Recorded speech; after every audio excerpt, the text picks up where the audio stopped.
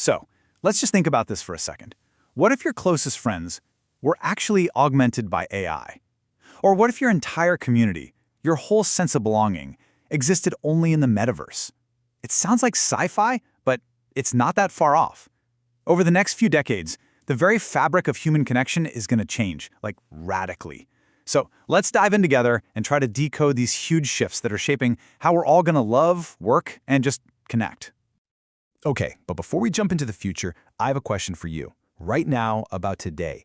Just think about your days so far. All the pings, the dings, the likes, the messages, all of it.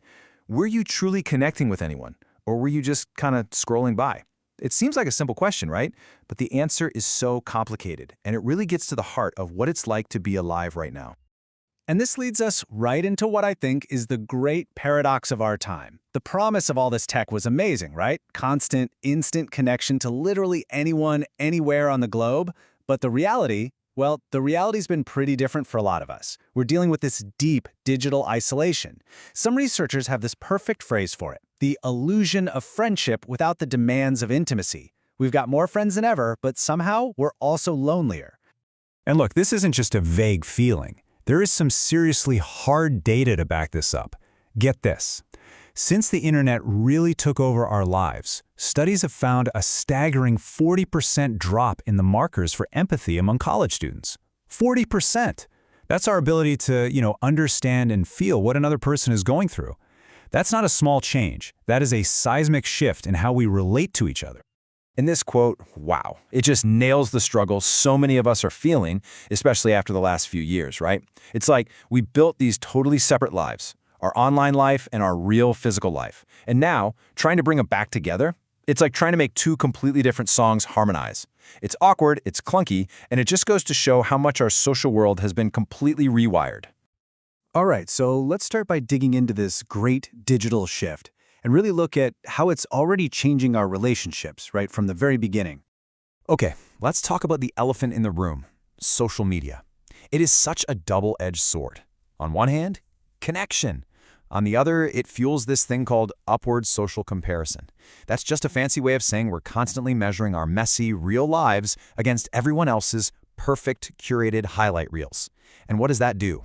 It leads to more depression, more social anxiety, and the more we just consume instead of actually engaging, the more we risk seeing other people not as, real, complex humans, but just as content, objects to be liked or scrolled past.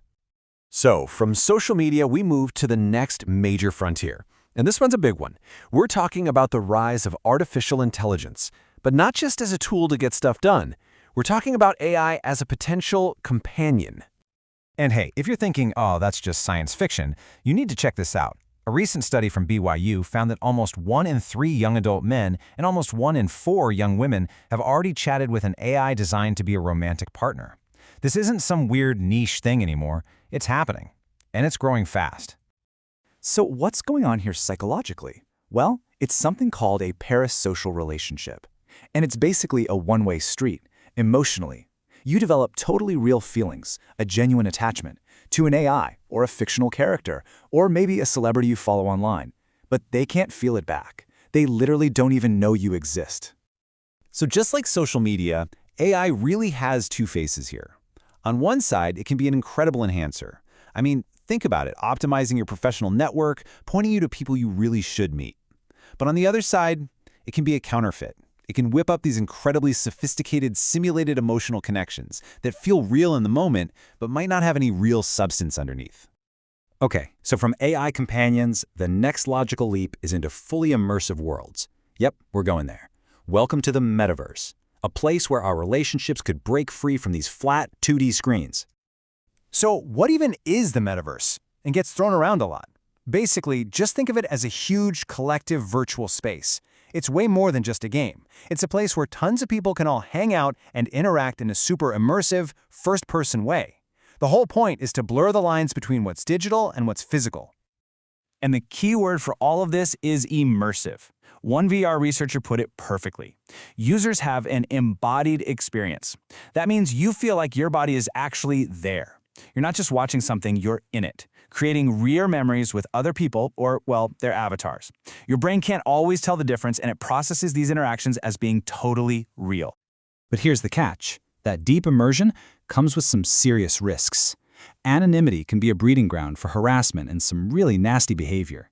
And because it feels so real, getting hurt in the metaverse, well, that virtual harm can cause very real psychological damage. So the billion-dollar question is, are these worlds going to help us understand each other better, or are they just the ultimate form of escapism? And by the way, our laws are completely unprepared for any of this. All right, so we've gone from our phones to AI companions to entire virtual worlds. The next leap? It isn't outward into the digital cosmos, it's inward. What happens when this technology stops just being a tool we hold and starts to merge with our actual biology? Now, this brings us to the idea of transhumanism. It's this whole philosophical movement that basically says, hey, why just use technology to fix things that are broken? They argue we should be using it to fundamentally enhance the human condition, to make ourselves smarter, stronger, to live way, way longer. And one of the most powerful tools in this toolkit is, without a doubt, gene editing. Right now, what we do is called somatic editing. Think of it like a medical treatment that only affects one person's cells. The changes stop with them. But the real hot-button debate is about heritable editing. This is where you make changes to an embryo that can be passed down forever through every future generation. And that opens the door to enhancement. Not fixing a disease, but say, boosting intelligence or athleticism. And this creates some massive ethical questions about creating a society split between the enhanced and the naturals. And that leads us to a really heavy question. If, or when, these technologies become a real option, are we about to create a brand new and maybe permanent form of inequality? A literal genetic divide in our society? What happens to the idea that we're all born with equal worth when some people are born, well, upgraded? Okay, whoa, that was a lot to think about, I know. From AI companions to the ethics of gene editing. So let's pull back from the far future for a minute and bring it right back here to today.